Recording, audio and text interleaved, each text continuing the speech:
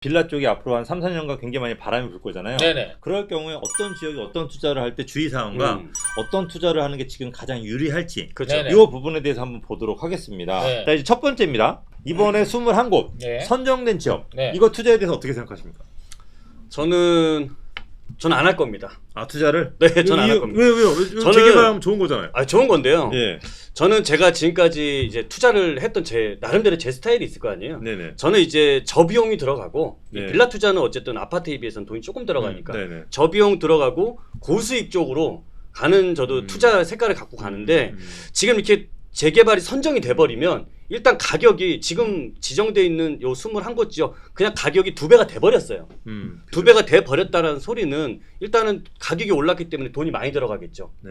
그리고 많이 올라간 것만큼 앞으로 내가 가져갈 수익은 작아지겠죠.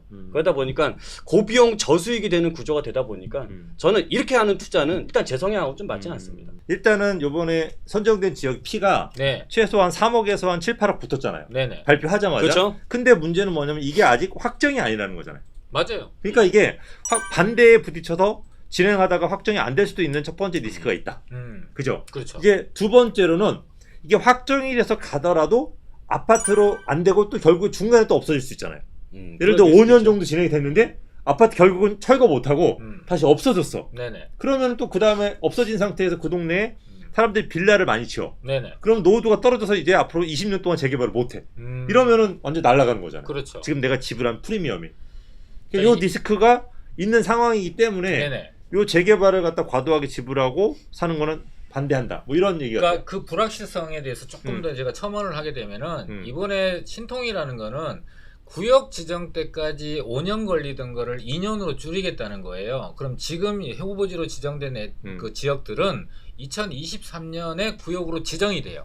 그렇죠. 그렇죠? 네, 그러면 맞아요. 2년이라는 공백 기간 동안에 그렇죠. 예. 그 절차를 간소하게 하겠다라는 건 정도의 진행을 속도를 빨리 하는 건데 그 사이에 안 될 수도 있는 가능성. 그러니까 구역으로 지정되더라도 한 80%의 가능성과 20%의 리스크를 안고 있는 것이 보통 네. 일반 재개발 구역인데 이거는 2023년에 구역으로 지정된다라는 거예요. 지금 후보자 이 21곳이 그럼 2023년까지 안 될 수도 있는 가능성이 구역으로 지정된 데보다는 월등히 높을 수밖에는 없어요. 그렇죠. 그렇죠. 그 리스크를 이제 우리 김건대님이 짚어주신 거라고 보시면 됩니다. 만약에 이꼰대님한테 제가 질문을 하면은 네. 이번에 21곳이 지정이 돼서 P가 붙잖아요. 네. 그러면 우리가 단독주택은 떠나서 그냥 빌라 자체가 예를 들어 노원구의 재건축을 살 수 있는 돈이란 말이에요. 그렇죠. 그죠? 그렇죠. 근데 이제 그러네요. 맞아요. 노원구의 재건축은 음. 아직 안전진단이나 이런 게 아직 나오지 않은 상태인 거고 그렇죠. 요 재개발 구역은 그래도 2년 있다가 지정을 하겠다고 이제 어느 정도 확정이 된 구역이잖아요. 그러면 이꼰대님 같으면 노원구의 재건축을 사시겠습니까? 아니면은 요 2년 후에 재개발 요 빌라를 사시겠습니까? 저는 리스크 줄이는 투자가 저는 더 가장 내가 잘하는 투자라고 생각을 네, 하거든요. 네. 그러면 이제 아파트 같은 경우에는 얘네들이 아직 안 들어갔잖아요. 네네. 뒤로 손해 볼 이유가 없잖아요. 네. 그래서 그러면 이제 재건축 아파트를 사는 게 맞죠. 그러니까 이게 네.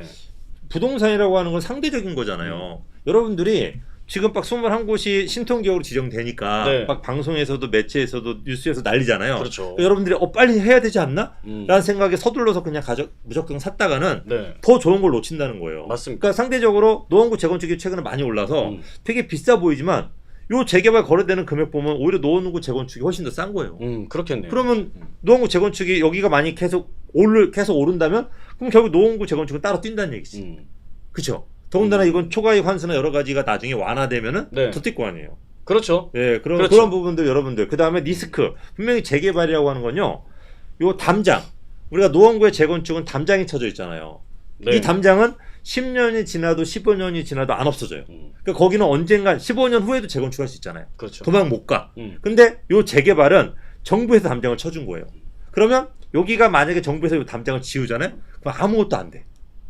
15년 후, 10년 후에. 그죠? 망하는 거네요. 그러니까 요 리스크가 있기 때문에 여러분들이 이 재개발 사실 때 그 리스크 생각을 하시면서 신중한 선택을 하셔야지 맞습니다. 잘못하면 크게 물릴 수가 있어요. 그렇죠. 아파트는 무조건 노후가 되면은요. 그게 리모델링이 됐든 재건축이 됐든 100% 개발이 됩니다.